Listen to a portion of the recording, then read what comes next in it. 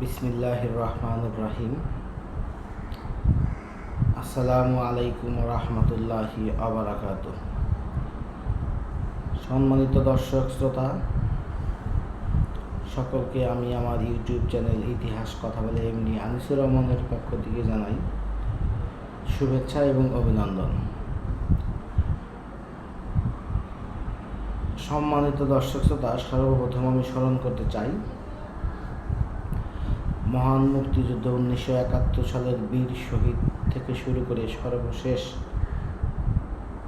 গত 16 বছর এবং সর্বশেষ ছাত্র জনতার আন্দোলনে যারা শহীদ হয়েছেন সকলকে আমার পক্ষ থেকে জানাই বীর সালাম, আসসালামু আলাইকুম, এবং সকলের রুহের মাগফিরাত কামনা করছি।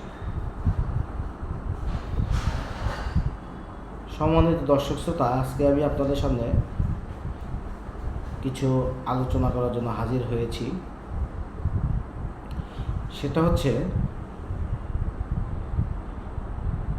বর্তমান বৈষম্য বিরোধী ছাত্র আন্দোলনের যারা সমন্বয়ক আছেন তাদের উদ্দেশ্যে কয়েকটি কথা। সমন্বয়করা হয়তো ভুলে গেছেন যে হঠাৎ করে কখনোই এই আন্দোলন আগুনের স্ফুলিঙ্গের মতো ছড়িয়ে পড়ে নাই, কিন্তু বর্তমান বৈষম্য বিরোধী আন্দোলনের যে সকল সমন্বয়ক আছেন তারা নিজেদেরকে এত উঁচু উঁচু উঁচু মানে নিয়ে যাচ্ছেন, এই আন্দোলন শুধু তারাই করেছেন। তাদেরকে সুস্পষ্টভাবে বলতে চাই, গত 16 বছর ধরে বাংলাদেশের মানুষ শুধু আওয়ামী ফ্যাসিবাদী বাদে, অর্থাৎ ফ্যাসিবাদের দোসররা বাদে, যাদের নাম বলতে পারলাম এখন সেটা বললাম না, বাকি বিরোধী শক্তিরা কতবার আন্দোলন করেছে, কতদিন জেলে খেটেছে, কতদিন নিজের বাড়ি থেকে বিতাড়িত হয়ে থেকেছে, আমরা তা পত্রপত্রিকার মাধ্যমে জেনেছি। আমরা এও জেনেছি এবং জানি যে ফ্যাসিবাদের পক্ষের লোক যারা ছিল তারা বিএনপি নেতাকর্মীদের জন্য কি করেছে, জামাতে ইসলামের জন্য কি করেছে, হেফাজত ইসলামের জন্য কি করেছে, আমরা সেটা দেখেছি, আমরা জানি সবাই। সুতরাং বর্তমান বৈষম্য বিরোধী ছাত্র আন্দোলনের সমন্বয়করা যদি মনে করেন যে এই যে দ্বিতীয়বার স্বাধীনতা অর্জনের পিছনে শুধু তারাই ভূমিকা রেখেছে, এই ধারণাটা সম্পূর্ণ ভুল। গত কয়েকদিন আগে বিএনপির সম্মানিত মহাসচিব মির্জা ফখরুল ইসলাম আলমগীর সংবাদ সম্মেলন করে বলেছেন যে এই জুলাই আগস্টের আন্দোলনে তাদের 422 জন নিহত হয়েছে। শুধু বিএনপির সাথে রাজনীতির সাথে সম্পৃক্ত সমর্থক নেতা কর্মী 422 জন। তাহলে আমরা এই ধারণা কি পেলাম যে তাদের কথা মতো 850 মতো হত্যা হয়েছে, তার মধ্যে অর্ধেক শুধু বিএনপির নেতাকর্মী। তাহলে তারা কিভাবে নিজেদেরকে শুধু এই আন্দোলনের সফল নায়ক তারা মনে করেন? এই হিসাবটা যদি আমরা হেফাজত ইসলামের যাই, আমরা যদি জামাত ইসলামের যাই, শিবিরের যাই, অন্যান্য রাজনৈতিক দলের যাই, তাহলে বৈষম্য বিরোধী ছাত্র আন্দোলনের কথাগুলো আছে সেটা ভাববার বিষয়টা না হয় পরেই ভাবি। আমরা দেখেছি গত 16 বছরে 1.5 লক্ষ মামলা হয়েছে, 60 লক্ষ আসামি, এবং এই বৈষম্য বিরোধী আন্দোলন চলাকালে বিএনপি জামাতের যে নেতাকর্মীদের গণহারে গ্রেফতার, তাহলে তাদের গ্রেফতার কেন করেছে? এখানে বিএনপির হেভিওয়েট নেতা ছিলেন নজরুল ইসলাম খান, মির্জা আব্বাস, রুহুল কবির রিজভী এদেরকে গ্রেফতার করেছে। কেন করেছে? তাহলে সরকার কি জেনে শুনে না বুঝেই কাজ করেছে? সরকারের এনএসআই ছিল, ডিজিএফআই ছিল, ডিবি ছিল, নিজস্ব গোয়েন্দা সংস্থা, সব কিছু দিয়েই তারা বুঝতে পেরেছে যে এই আন্দোলনে বিএনপি জামাতের হাত রয়েছে, মদত রয়েছে এবং সরাসরি সম্পৃক্ত রয়েছে। তাহলে বৈষম্য বিরোধী ছাত্র আন্দোলনকে বলবো যে তাদের দ্বারা আন্দোলনটা সফল হয়েছে, কিন্তু এর পিছনে বাংলাদেশের কৃষক, শ্রমিক, ছাত্র, শিক্ষক, কবি, লেখক, নানান শ্রেণী পেশার মানুষ, বুদ্ধিজীবী সকলের এখানে অংশগ্রহণ আছে, আমরা সেটা দেখেছি। এবং ধাপে ধাপে এই আন্দোলনটা পরবর্তীতে সফল চূড়ায় অবতীর্ণ হয়েছে।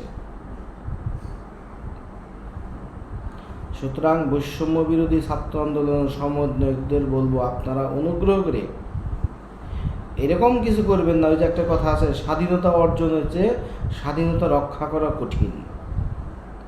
সুতরাং যদি আপনারা এরকম ভেবে থাকেন যে আমরাই সব আর তোরা কোন হুনুরে, তাহলে বিষয়টা ভুল করবেন।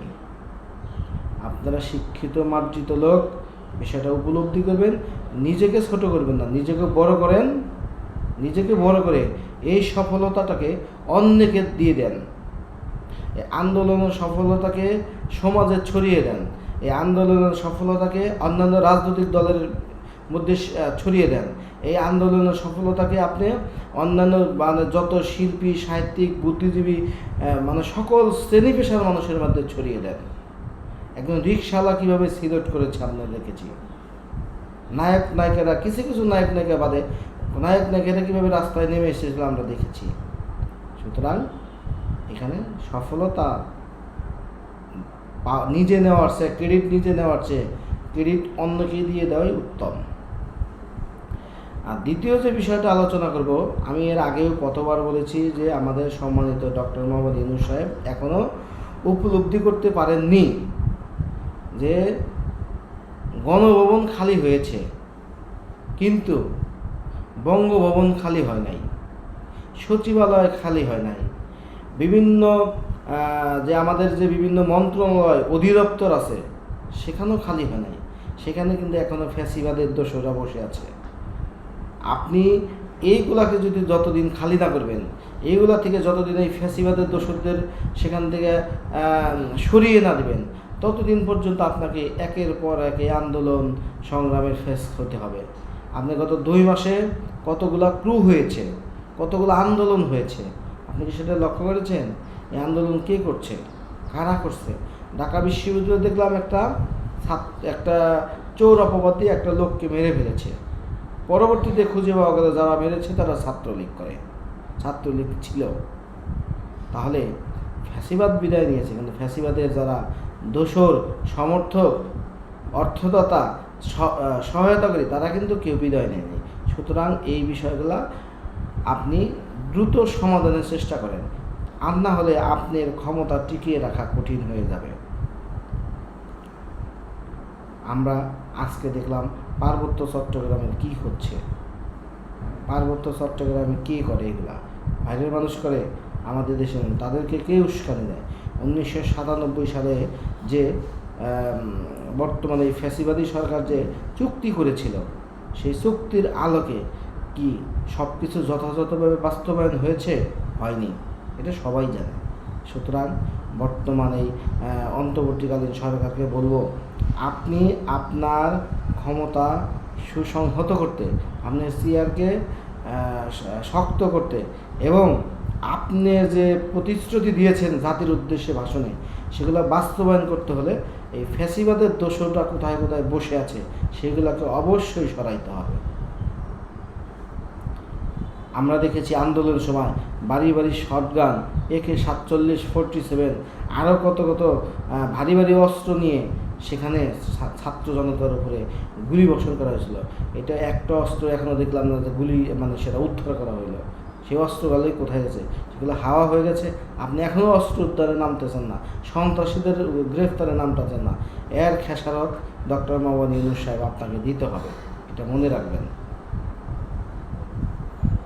কিছু বলতে চাই না, পরিশেষে বলতে চাই যে প্রবাসী ভাই যারা আছেন আপনাদের কাছে বিনীত অনুরোধ জানাচ্ছি, করজোড়ে অনুরোধ জানাচ্ছি, আপনারা আপনাদের কষ্টার্জিত অর্থ বৈধ পথে ব্যাংকিং চ্যানেলের মাধ্যমে বাংলাদেশে পাঠান। আপনারা সবাই জানেন যে শেখ হাসিনা বাংলাদেশকে একেবারে তলাবিহীন ঝুড়িত না আরও কিছু করে দিয়ে গেছে। সুতরাং সেখানে যদি আপনারা বিদেশ থেকে অগ্রণী ভূমিকা পালন না করেন তাহলে আমাদের অর্থনীতি দাঁড়াতে পারবে না। সুতরাং আপনাদের অনুরোধ করব, আপনারা প্রবাসী ভাইরা, আপনারা আমাদের দেশের সম্পদ, দেশের কথা চিন্তা করে আপনাদের টাকা হাতে সময় নিয়ে বৈধ চ্যানেলে, ব্যাংকিং চ্যানেলের মাধ্যমে পাঠান। বিশেষ করে যে সকল ব্যাংক বাংলাদেশে খুব ভালো সার্ভিস দিচ্ছে আপনারা খোঁজ খবর নিয়ে ওই সকল ব্যাংকে পাঠান। আমি বলবো না যে যে সকল ব্যাংক এখন বিপদের মধ্যে আছে তাদের মাধ্যমে পাঠান, যেহেতু এটা আপনাদের কষ্টের অর্থ। আপনারা যে সকল ব্যাংকগুলো ভালো আছে সেই সকল ব্যাংকের মাধ্যমে পাঠান। দেশ এগিয়ে যাক, আমরা চাই আপনারা সহযোগিতা করুন, আমরা সকলেই সহযোগিতা করব। আমরা যার যার অবস্থান থেকে যে যতটুকু পারি আমরা দেশকে এগিয়ে নিতে সহযোগিতা করব। আর যদি এই অন্তর্বর্তীকালীন সরকার যদি ব্যর্থ হয় তাহলে এর দায় যেমন অন্তর্বর্তীকালীন সরকারের উপরে পড়বে, এই দায় আমাদের উপরে পড়বে। কারণ অন্তর্বর্তীকালীন সরকারের উপরে নিচে ডাইনে বায়ে ফ্যাসিবাদী দোসররা এমনভাবে জোকের মতো আষ্টে লেপে আছে, সেখান থেকে সরাতে না পারলে তাহলে কিন্তু অন্তর্বর্তীকালীন সরকার আপনারা সফল হতে পারবেন না। সকলকে ধন্যবাদ। পরিশেষে আমার চ্যানেলটিকে সাবস্ক্রাইব করার অনুরোধ জানিয়ে শেষ করছি। আসসালামু আলাইকুম রহমতুল্লাহি।